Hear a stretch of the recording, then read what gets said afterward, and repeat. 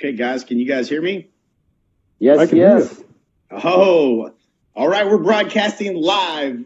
Welcome to eXp Nation. And we have the founder, Glenn Sanford. It is my absolute pleasure to have the opportunity to just share from your perspective how things are going with this great company. And honestly, just want to thank you for what you've created and the problems that you've solved in the real estate industry for us as real estate agents and brokers. It's been a pleasure to be a part of this company. The short time that I have, it's been the most fun I've had in my 20 years in real estate. So I want to say thank you, first of all, and welcome you to our Facebook Live. This is our little format for just kind of introducing folks to eXp and our journey as we go along. Al, you have anything you want to say to invite Glenn? No, thanks. I just I'm smiling more than I've ever smiled before any of the live broadcast. Honestly, I know you're such a busy person, and I threw it out there, and I told Jay, this was before you responded and said, yeah, I'll come on. I said, hey, just so you know, I know we really didn't have anything going for Wednesday, but I asked Glenn if he'd come on, our live with Jay and Al, and he said, and then I'm like, I doubt he's probably not going to have the time because I think he's in New York, and then you responded yes, and I was just excited and appreciative and grateful. So I'm excited to have you. Well, awesome. Thanks for having me on. I've been watching you guys' obviously Facebook Lives here last few. It's been you guys are quite contagious with your enthusiasm. So. Hey, well, you made it easy for us. Yes, good stuff. It's been a blast. Glenn, I don't think a lot of people really, maybe a lot of people don't know your story. I heard a few pieces of it that I hadn't heard before. And, you had some history with taking companies public. And, you had a foray into real estate. And I think that's going to be an interesting thing for a lot of the people that kind of tune into this. I think are a lot of the mega producers that are really trying to solve the problem of scalability in their business. And, that's a big challenge for all of us. And just talk a little bit about your experience, I guess, from working in the, publicly traded companies in the past to getting into real estate and how you kind of came up with this model and what problems you were trying to solve. Yeah, well, quite frankly, I've been an entrepreneur literally since I think I was 15 years old. I had a software company called Sanford Software when I was actually in Oklahoma. That's where I formed it. But in the late 80s, early 90s, I was involved in the public markets. I was a stockbroker. My dad put together a small firm. He and I actually worked on about 10 different companies, helping them do what's referred to as a reverse merge into a public vehicle. So they became public companies. Most of them, quite frankly, in retrospect, really probably shouldn't have went that route, but that's what they wanted to do, and so we helped them do that. I was involved for a period of time actually managing the financial bulletin boards and chat rooms on America Online back in the early 90s, and then I went on to form an online service in Western Canada called Interactive Cafe, and then in the late 90s, going into 2000, I formed a company called eShippers.com, which is an outsourced e-commerce logistic company, which we actually merged that into a public company and raised a couple $1 million for it. And it was just before the dot-com collapse. So we ended up cratering that company, and so I'm a dot bomber, and sort of, I think September 2001, I kind of moved back to Pacific Northwest, licking my wounds from that endeavor. In fact, the story goes, I literally was $40,000 more in debt after starting that company than when I started. So after we ended that whole thing, but and then I was just looking, to do. I was actually doing some web design work. I was also, did a lot of web projects. I actually built template websites for network marketers in the mid 1990s. But in 2001, I started doing website development work for local businesses, and one of the guys that I did work for was a local realtor, and he asked me to get my real estate license, and I really didn't want to, but he wouldn't take no for an answer, which is kind of a fun story. His name is Hugh Brawford. Still sells real estate. I think he's in his 70s now, but I was 35 at the time. He was 64. and I basically said, there's no money in real estate. He ended up saying, well, what's it going to take? And I said, I don't know. That's how we all end up in real estate. Yeah, and I said, I don't know, guarantee me $3,000 a month. And he actually said fine. So I'm like one of the few agents that got the guaranteed income coming into the business. And then I said, I'm going to build this just online. And I actually wanted him to tell me no, by the way. I'm just going to build this online. I'm not going to be accosting my friends and family. I'm not going to sit open houses. And he said, fine. And then about 30 days later, he asked why I hadn't got my real estate license yet. And I told him that, I get paid $60 an hour to do website development work. And he actually said, I'll pay you $60 an hour, go study for your real estate license. And that's how I got into real estate. I was kicking and screaming not to get in this business. Right. That's funny. We all fall into it a different way. It's funny what you mentioned, in the early years, Ben Horowitz wrote a book called The Hard Thing About the Hard Things. Phenomenal book. And, okay. Yeah. And it's, it tells a story of going through the late 90s and the early 2000s. And, he said back then it was, being the CEO of a company was, it was like being, how did he say it? Like being a baby, or you sleep like a baby, you wake up every 2 hours crying. and it also reminded me of a quote that Steve Jobs used to say. I watched it, me and Michael Reese watched it on Bloomberg, when they used to have these little sessions they would do.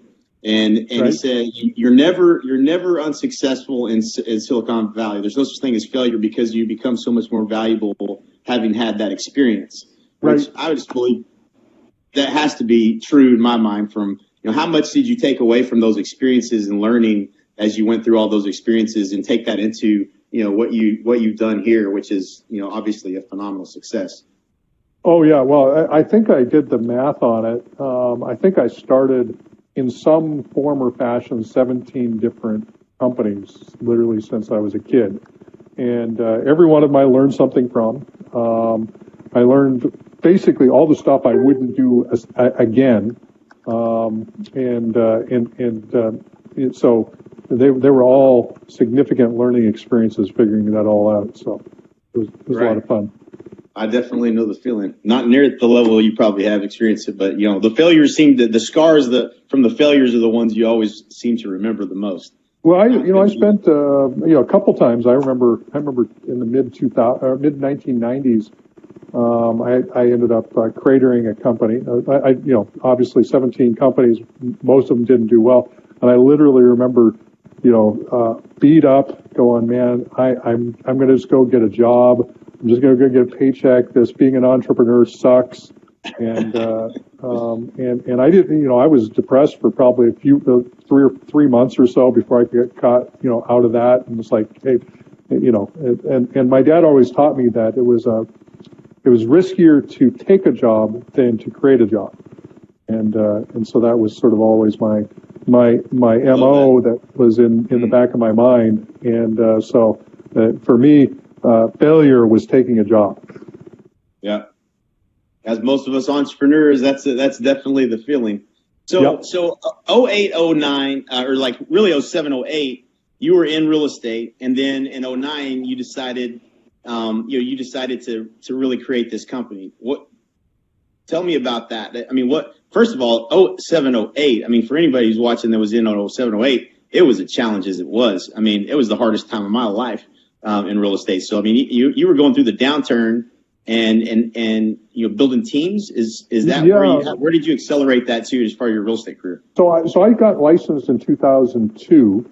With Hugh, and he and I had a 2-year deal, and I owned all of my websites, and I built a number of them, and I was generating a lot of leads. In fact, just, my personal history in real estate, my first, I got April through the end of the year, I sold 17 properties just to clients I met online, and I did, everything from the lead gen to converting the leads to everything else.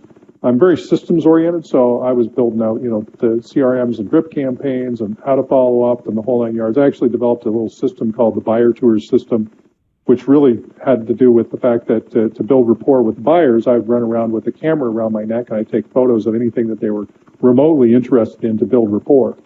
And so I did that. So my first full year, I did a little over $7 million in production, which was 2003. And then 2004, I was generating leads, more leads than I could handle. I was setting up some other websites. I was starting to refer them out, found out that referring leads out almost resulted in zero closings. And so I decided that I needed to start to, 2004, figure out where I could build a team. And so I went to Keller, started a team in Bellingham, Washington. Ended up expanding to about 6-7 markets total over the course of the 3 years from 2004 to 2006. So we were in Bellingham, Seattle, Phoenix, Las Vegas, Nashville, Tennessee, Portland, Oregon, Long Beach, California, and there was some other stuff we were incubating. In fact, 2007 was a great year for us. 2006 we did about 60 million production. 2007 we did about we actually were running a team-based brokerage at that point. So we actually broke out of Keller, started our own team-based brokerage. Did 73 million in production that year, and in fact 2008 up until August 2008 we were on track to do about 100 million that year. And so we're just powering through it. But of course, August, September, the housing industry fell off a cliff, and so we went from closing a little over, average 7-8 million a month to $700,000 in closings in October with $50,000 of expense per month. Right. So that was pretty tough. So we ended up closing a couple of our offices. The one in Phoenix, you probably met Brian Colhane and spent some time with him, but he was running the team in Arizona. So we moved everybody over to HomeSmart at the time there. We had all the agents in Seattle affiliate with Bellingham. We had the agents in Portland. I think we reaffiliated with Keller Williams, if I'm not mistaken. I can't quite remember how we juggled that around. But we just and then we just really circled the wagons on this stuff. And then early 2009, being that I was a tech guy and having that background, I'm like, why the heck aren't we building more progressive real estate brokerages? And I was sitting there. One, we couldn't afford offices, so and we had a team leader meeting in 2009. And one of the agents said, when do we get our offices back? Because we got rid of all the offices. I said, we're not getting offices back. The housing market is going to suck for a while. I didn't expect that the Federal Reserve was going to step in as broadly as they did. I mean, had they not, who knows how bad it would have continued to be. But we said we can't afford to have offices, so let's see if we can't build a compelling business model that's not dependent on bricks and mortar.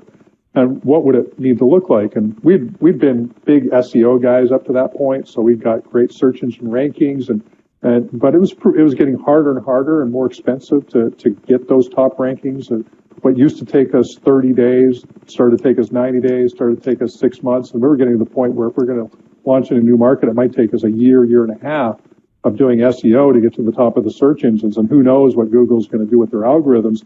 So we decided that we wanted to build a brokerage rather than run the team-based model anymore. Figured the team-based model would get us into a new model, but we would taper that off over time. And Glenn, I don't mean to interrupt you, but explain the difference between, in your mind, what the team and the brokerage model. What was the difference there in saying going from the team to the brokerage model? So I was running a mega team model. All of our agents were on 50-50 splits, and right. So we were doing all the lead gen for those teams, and we had sales managers for each of the teams. We generated over 100,000 internet leads, and so we're really good at the internet lead gen, and then we also are really good at the lead conversion using what we had was the buyer tour system. So we actually referred to ourselves as Buyer Tours Realty prior to that. And so we were generating basically 98% of all of our closings were buyer based and very little listing based business. But for us, we had really pushed that as far as it would go. I mean, we could have maybe eked out another couple of years, but we were definitely plateauing in terms of our ability to manage and scale that business. And for us, one of the things that we were trying to solve for is the teams were a bit of a revolving door. And I think you guys talked about this last week a little bit. But I found that my teams tended to get up to about 13, 14 agents in any one team. We'd always have 4 or 5 people defect because they didn't like the 50-50 model. They thought they didn't understand how tough it was to get the leads to begin with. They thought we made it look too easy for them. And so we don't know what that feels like. Right. Yeah, exactly. So we figured that, if we could build a model that truly scaled nationally, we would need to go less expensive than a traditional real estate brokerage, meaning that we 70-30 and 6% franchise fees. It was a bit onerous for me when I was with the different firms I was with. I paid one market center, I think, $104,000, and I was in 4 or 5 at the time, and just saw that was just prohibitively expensive to scale with. And then the fact that was that we could hire a broker fairly inexpensively. I mean, a lot of times our broker was also a transaction person, so we went that direction, and it worked. That worked up until the point that it didn't work, and then when it didn't work, then we had to build a new model. Right. So keep going there. This is great. Yeah. So it was really kind of this. 2009 was like a gift for us. 2008, 2009 was actually a huge gift for us because without that downturn, it didn't give us sort of that blank sheet of paper to build a new model with.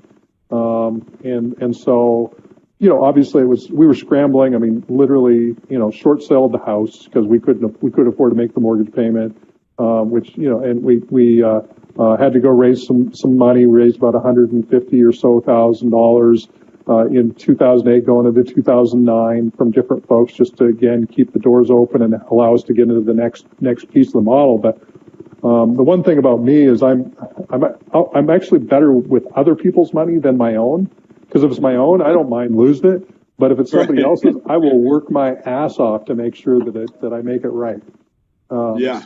So we raised some money and we committed to building a model that would scale, and that was that's what we were doing. And so lots of different things we were trying to solve for, but one of them was the revolving door as a team piece. Was what if we built a model where teams could actually sit on top of the platform? And so I was actually thinking about myself as sort of what I was trying to solve for. What if they sat on the platform and when agents went to leave, there was still residual interest in that agent being with the brokerage and helping them actually grow and build their own team?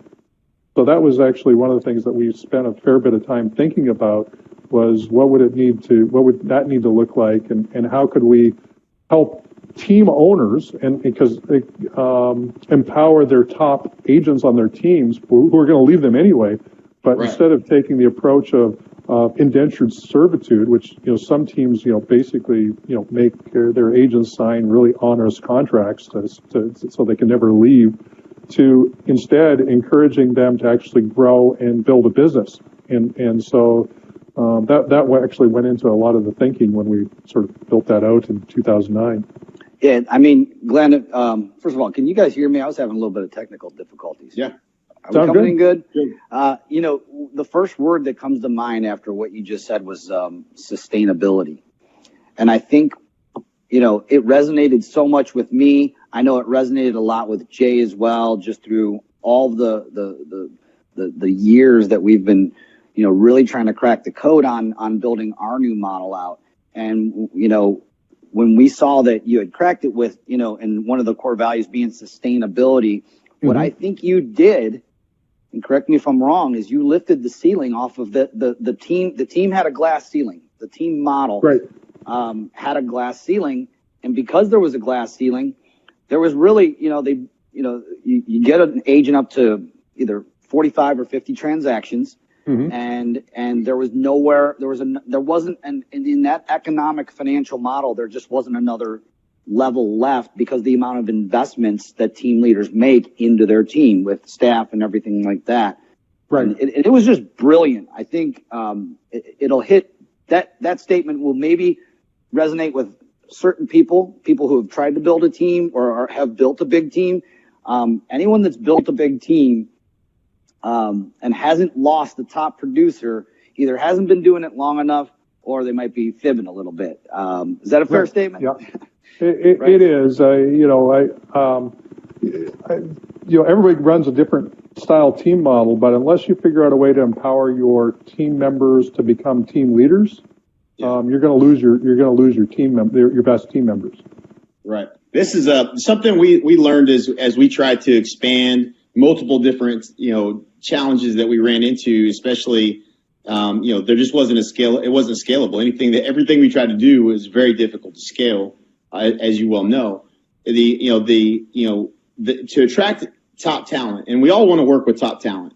Right. We don't want to work with agents that don't make the calls and don't do the work. Yet our model is a team typically attracts, and we come by it accidentally. We hire agents to work on our team to handle the buy side of the business, so we can go do more of the listing side of the business. That's most of the mega teams that are out there, how they were actually formed, which isn't it isn't how we would coach someone to grow their business. So we don't actually attract the kind of talent a lot of times that we would like to work with, which is just an interesting problem that it creates in the model.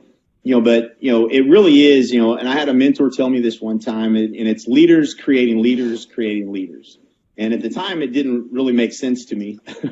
But I learned real quickly as you're building an organization, how critical it is, number one, to create opportunity for people within the organization. And, number two, the importance of, cascading leadership down within the organization so that you actually have scalability in terms of the culture and how we behave and the servitude, mindset. It just makes it, right. It's a critical ingredient to the whole thing. So that's something that I've found was very interesting. And looking at what you've built here and how many, people are working at eXp corporate and the culture that you've created with, the leadership that you guys have and the agents and the alignment. It's just absolutely amazing how aligned every agent and every person in this company is. And just goes back to, your mindset on leadership, I think. Well, and one of the things obviously we're one national company. I mean, we're not a franchise. Nobody can buy a eXp franchise. They can certainly join the company, and help us all build it together.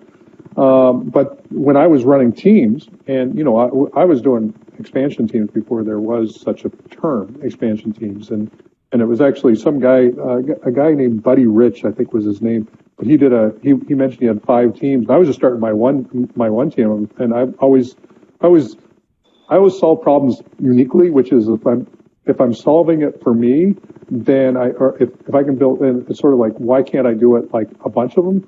And so I actually went from literally starting like 2 or 3 teams almost simultaneously. Like I didn't start just one team. I just went I did the math though on it too, because I was like, there's no way in my one market I could make enough running a team to actually be what I was, thought I was capable of. And so I was saying, okay, well, let's go for it. So we did that. And what we did learn though is that in the franchise system, and you're trying to do an expansion team, you're dealing with broker owners with your agents inside of those team offices that each have a different understanding, and none of them like the fact that some of the commission dollars is going somewhere else other than their local market. Right. It's an inherent flaw in the model. It is. It is. And so I fought battles, and we'd have agents that would leave the team but stay at the office, and they were owing us commissions on particular deals, and they were refusing to pay. But of course, the local office manager, wanted to keep them, so they were back in the agent. And so we're like, it ended up just being just ugly. And so one of the things that when we were building the eXp model out was we wanted to build one ubiquitous platform that somebody who had that sort of ambition, or for that matter, a glutton for punishment, of going and I building. was just going to say that. So true. That at least they're dealing with one model, and then the other, and what we found is that even some of those expansion team types, because of some of the other things we put in the model, they're actually less excited about growing in the multiple markets and more about, let's just find some other agents that are building businesses in those markets and just help expand the eXp model. And so we've seen a couple people actually back away from expansion, even though the model makes total sense for expansion teams, to, hey, let's not do that, get that brain damage. I think that's a term you used the other day. Look at the opportunity that the model presents for other opportunities. And it does create, without a shadow of a doubt, it creates an incredible opportunity. And what do you think is, and what do you think we'll see in terms of these teams? And, it's unbelievable. I mean, I've never experienced anything. I tell everybody this every day. Number one, having the most fun I've ever had. Number two, I've never experienced anything like this. My phone goes off all day, every day, messages, Facebook Messenger. I mean, it's, Al told me it was going to happen, but it's gotten crazy. Right. Good, crazy, good, fun. Mm-hmm. But these are not just, average agents. These are the top agents, number one in their market, number two in their market. Some of them won today, number one in the world on a 3-way text I get randomly. 2 of the numbers that weren't even in my phone, for today. And some of these people I've met and worked with side by side, some of these people I've never met. And I already see that the mega producers are all coming. There's just, it is, the dominoes have fallen, if you will, and that's happening. So what do you forecast that we will see in terms of, within this model, how it's going to evolve, and what do you see it, some of these mega teams looking like in the future? I'm just curious. Yeah, the new model. Yeah, the new model. Yeah, it is interesting. All the, obviously the mega agents that are joining the model. It makes total sense. I mean, just economically, they have 2 choices. One is go out on their own, and we've seen some people do really well, expanding and they get up to 30, 40, 50 agents on their team, and again they're just one market, and that's their thing. But in terms of the bigger opportunity, and I think that the thing is, if you're a true mega team, you're also a business person, and whereas I think that the average agent just is not truly a business person. They're good at sales, and they can make great income, but they haven't actually thought about business and really what's the potential, and how do you reorganize and regroup on a quarterly, bi-yearly, or every 6 months, every year, and really see what the potential is to build a business. And by the way, not everybody can do that, because obviously that's a finite part of the population, but that finite part of the population really controls a significant amount of the business that goes on out there. Right. And so when they do the math and they figure out, okay, here's all the things I'm solving for, I think it just naturally, they're going, as long as it makes sense, let's give it a shot, and because they're already hitting that glass ceiling. They're making a good mega agent team typically still only making net maybe $500,000, $750,000 a year for net. And they're still producing a lot of times. Right, because a lot of times they're not even making that. Right. I would argue that they're not even making that, Glenn. Yeah. I mean, we know teams that are pulling over $4 million in GCI, and they're not netting that. Right. I mean, so if you're not netting that, then you got to figure out other ways to create leverage, because you're going to burn yourself out before you make it through to a point where your business is sustainable, and most mega teams aren't sustainable. So how do you leverage what you're building? And that's kind of what we were wanting to do as well. Is how do you leverage what you're building to create other income streams, other opportunities for equity, and building other asset bases outside of the norm, and yet still keep on doing what you're doing. I just got to unpack this a little bit because the thing that I believe there's genius in simplicity. We've heard that over and over again, but the mystery in it is that I'm not 100% sure. I mean, I obviously I've been learning the model. I know the model in and out. But what seems to have happened when we switched over to eXp and I closed my brokerage, things just got easier. And don't misunderstand what I'm saying. I'm not saying it in a way where all of a sudden, things are just your problems easy. didn't go away. No, they didn't. But and I don't want to say that because you never want to say the whole adage, don't take the easy way out. But what I'm saying is it became uncomplicated. It actually just became clear of the multiple different opportunities. When we talked about expanding, I never wanted to expand. It was never anything I wanted to do as far as outside of the Cleveland market. And now I'm talking about partnering with an agent. We already partnered with someone in Boca Raton. We're talking about partnering with someone in Atlanta, and it isn't expanding in the sense of expansion. Some of these agents don't need lead generation down there. They just they want to maybe share part of our administrative thing to get some of the administrative stuff, and they just don't have an administrator, and we can scale that. And it's more of coaching. Or coaching or whatever. But I felt like before, if an agent didn't fit, they weren't a square peg to fit in my square hole, then they just weren't a fit. And there was other brokerages that they would need to go to. It feels like that's been lifted off. It feels like the simplicity is there. And I don't know, I can't put my thumb on what part about it was, but it's definitely exists in this model, the simplicity of it. I don't know if you want to expand on that.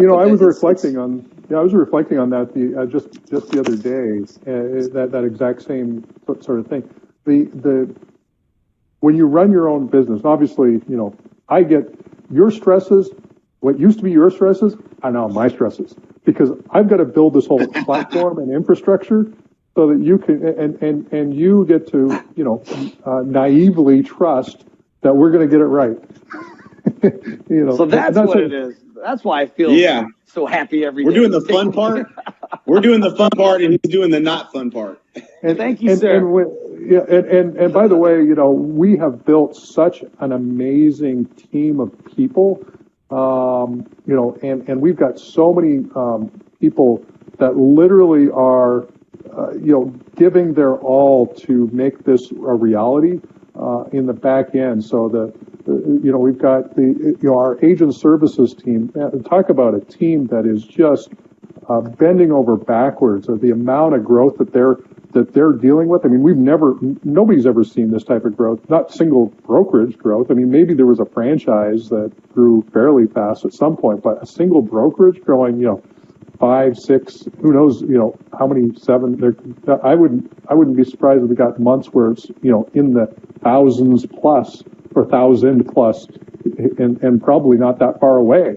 And you think about, you've got 20, 25, 27 people checking on licenses, MLS status, making sure that, all this, everything's in. You've got your broker review, conversations, all that stuff.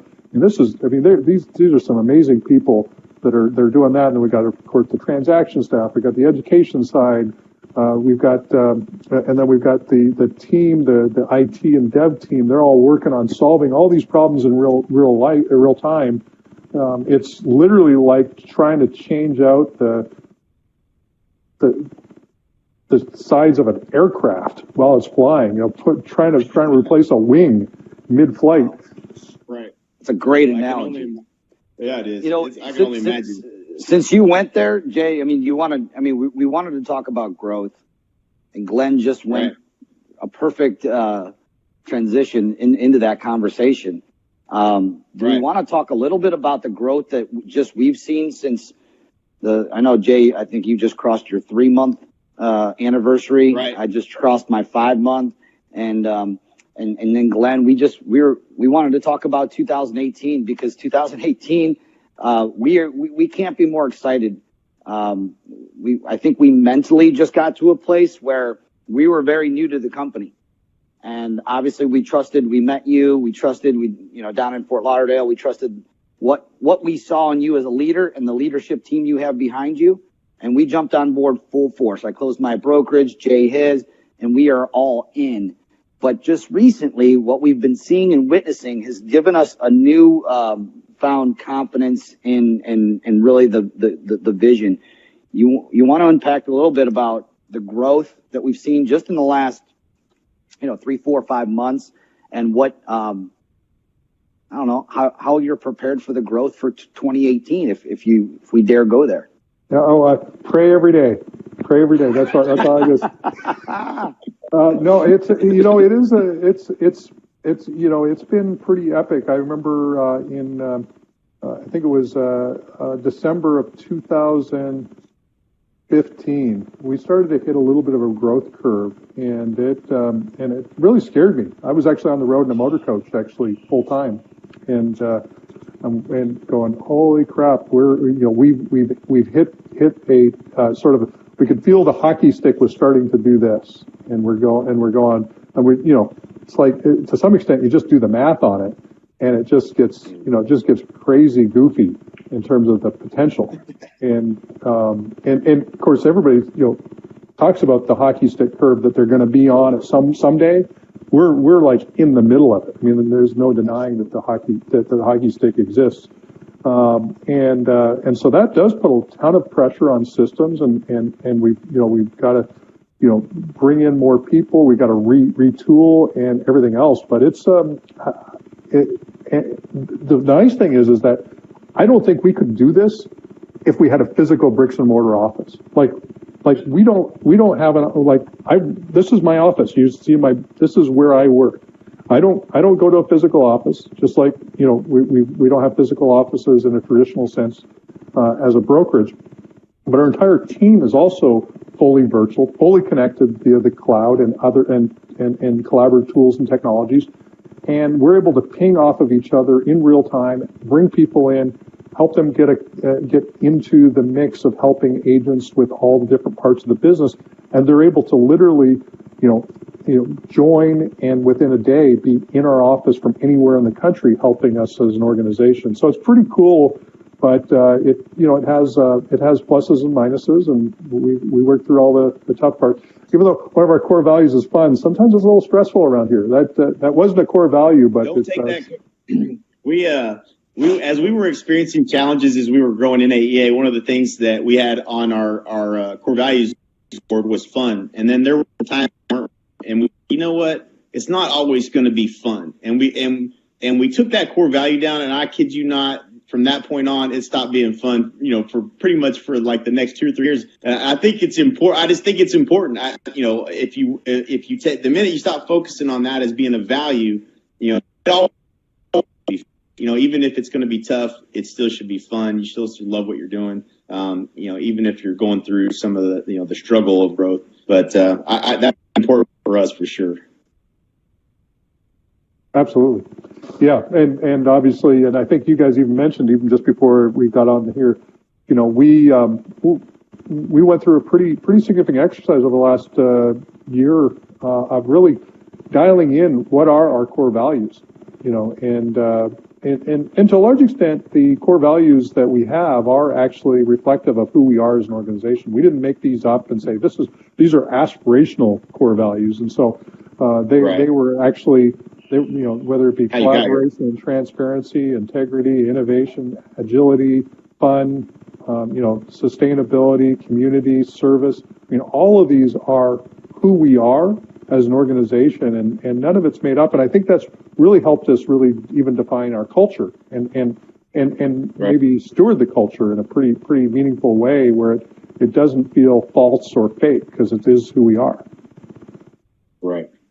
And you can feel it. You can feel it in the cloud. You can feel it, when you're on, the Facebook workplace, and everyone is just so aligned and genuine to wanting to help each other. And it's just, it's impressive. Very impressive.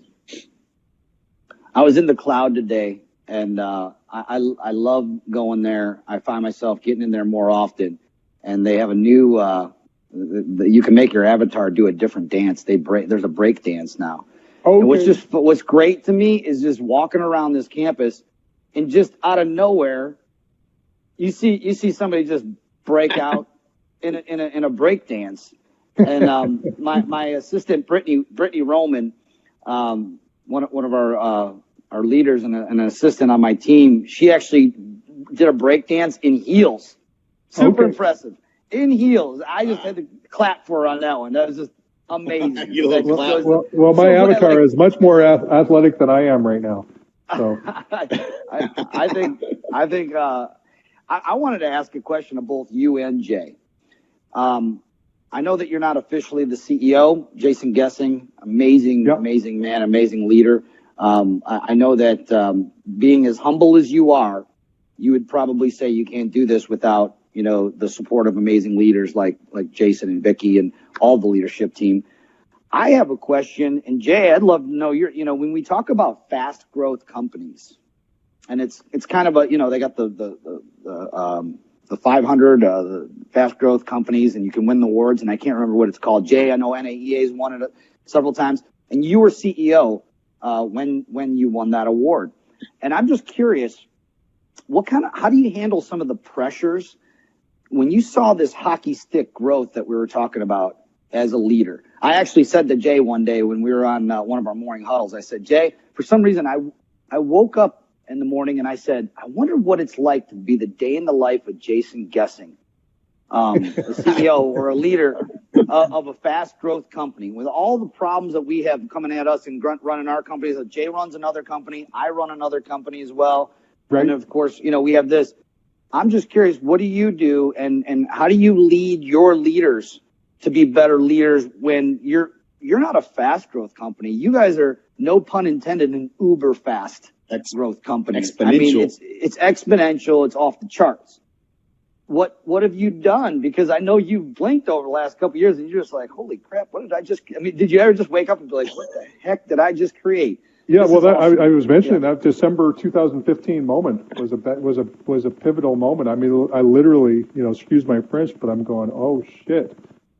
It's a little scary, right? I mean, it was my oh shit moment. It was like, and then I think it was late 2016, early 2017 that I felt to some extent almost like Neo in the Matrix. It's like I started to believe.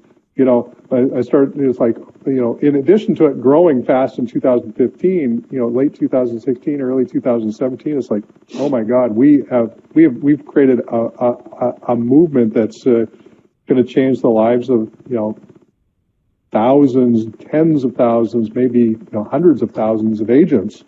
And that, so that was that. So we're humbled and working our butts off to build this thing. Not for us. I mean, obviously there's the financial rewards of building it, which doesn't suck. But but we're doing this because this was, I wanted to do something interesting, something that changed the industry, and I wanted to see if it worked. I mean, the science experiment has turned into a full-on movement. So. Yeah, I just wanted to ask the question just because, I mean, there's people listening to this right now who maybe they don't even have a company or a team, so to speak, and they're an individual agent and they're about to grow a team. And I know, Jay, you've experienced this, and feel free to jump right in. But the day that you have that moment that you had in 2015 when you blink and you said, holy shit, I have 15 people that I'm responsible for. They're actually depending on me to get up, smile, get going. You know what I mean? You're all eyes are on you. You just created this thing. You may never have dreamed it to go this fast, this big, this fast. Right. But that moment hits you. And I think that, just so we're clear, at least for me, it's the responsibility that you take on. Oh, it is. It's about a response, right? It is. I think even this last week or so, there's the responsibility becomes larger and larger the more we continue to grow, and I've had definitely some emotional moments.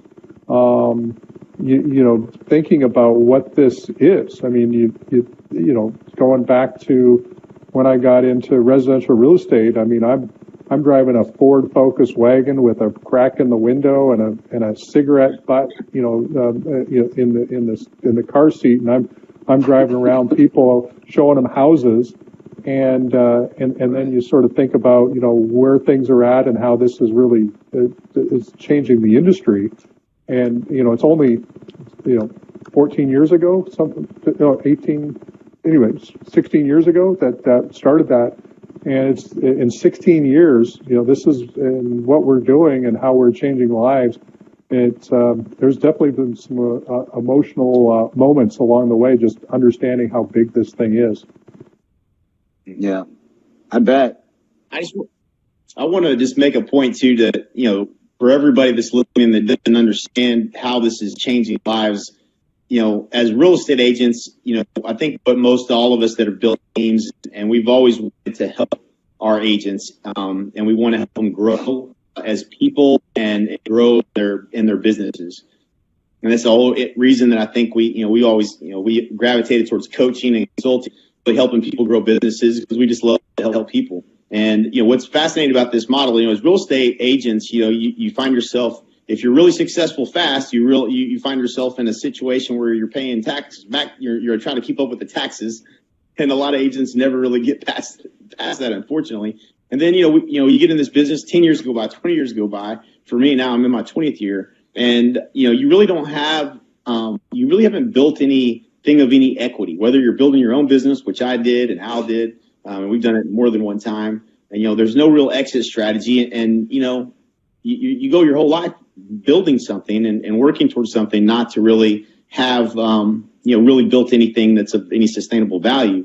And, I think that, the equity program that you've created was so brilliant as an agent owned cloud brokerage, the ownership and that culture that it creates by us all having, alignment and being owners of this great company was just one of the fascinating pieces of that. And then obviously, the ability and the reward program for agents who are, telling other agents about this great company are two pieces that we've never seen and experienced in any company before. But, everything put together, it's the most impressive model that I've ever seen. I've never seen a perfectly executed business model before. And it's funny, Al, what you were mentioning, I've been a part of fast growth, but it's been by force. And, we've doubled and stuff like that, but you got to force it, and you're pushing every day. And then, it feels like, I told my wife this morning, I feel like I'm handcuffed to a rocket ship, as and right. I know, Glenn, every day it's got to feel like that. I mean, you couldn't turn it off if you wanted to. I mean, and that, that overwhelming responsibility, like Al was saying, it's, we feel for you and we're behind you. And I can say that for the rest of eXp Nation. We are fortunate to have you as our leader, and we've got your back in every possible way. Awesome. Well, no, thank you for that. I appreciate it. Yeah, and thanks for, keep, back in 2006, 7, that in that time frame, I was watching you guys. You guys were my the Kinder Reese, and I'm watching a bunch of stuff you guys are doing, and now it's really, really cool to now be, in business together, be working on something together. Cause, I spent a whole bunch of time just studying the models. And I mean, you were knocking out of the park, early in your career, and, just trying to figure out, how you're scaling your business in Lawton, Oklahoma, which, I found those ceilings. I found the ceiling. Yeah, but but it's a lot of fun, and it is I pinch myself every day, and there's definitely stressful moments. It's I don't recommend from a health perspective growing a company this fast, because it definitely can take a toll from that perspective. At least from my position. So that's the problem. One of my big things is just working on the health side this next year, because it's it takes. I'm up at about 6:15 in the morning, and I'm typically going till about 8, 9 at night, and just to keep all the plates in the air. So it's but we've got a great team. Mary Frances Coleman just joined us here a few months ago as our Chief Operating Officer, and she is just amazing. So She's basically committed to allowing me to sleep more at night. And she's been doing a phenomenal job. And obviously we've got just a great team with our marketing department. And then, Scott Petronas and the entire IT and dev team is just off the charts. Those guys are delivering updated solutions and systems all the time, and then streamlining everything that's going on. And obviously you mentioned Jason and Vicky, and then all the growth leaders. I mean, between the Gene Fredericks and the Rob Flicks and the Darren James and the Brian Colhames and the Nicole Charles, and you name it. I mean, there's just so many great people that are out there doing so much on the growth side, and we don't have any sales managers in the company. Zero. Right. It's magical. It's honestly magical. Never seen anything like it. Well, you guys both nailed it at the beginning of this Facebook Live when we talked about leaders leading leaders, and that really, I mean, that summed it up. Without having to name them a regional, or sell a region or what have you, and right. Like some of the other positions that we've seen in other models. But man, I just appreciate your time. I appreciate you being vulnerable today too. I love talking to you. We don't get to talk to you that often, but you need to make sure you get that exercise in first thing in the morning. Get up. Get that workout in. Yeah. We need you. We need you, brother. Yeah. Good stuff. We guys, thanks for having me on, and I'm sure. I know we'll be chatting here soon. Seeing you guys in Las Vegas here in a couple months. We'll see you there. Okay. Yeah, looking forward to it. All right. Yeah, and for those of you watching, come join us. Put all our fires together, make one big fire. And thank you again, Glenn, for being here today. Dates? You guys have those dates for Las Vegas? I think I have to go and look, but it's April 5th through 7th or 3rd through 5th or something like that. Las Vegas, come hang with us. Yes. Yeah. JW Marriott. We'll be there. Awesome. Okay. You guys have a great day. Jay. Thank you, again. Thanks, guys. Yep. Okay. Thank you guys. Glenn. Take care. That you were looking at that opportunity. Well, I mean, the last time that we talked, the Keller Williams buy-in for the market center is $200.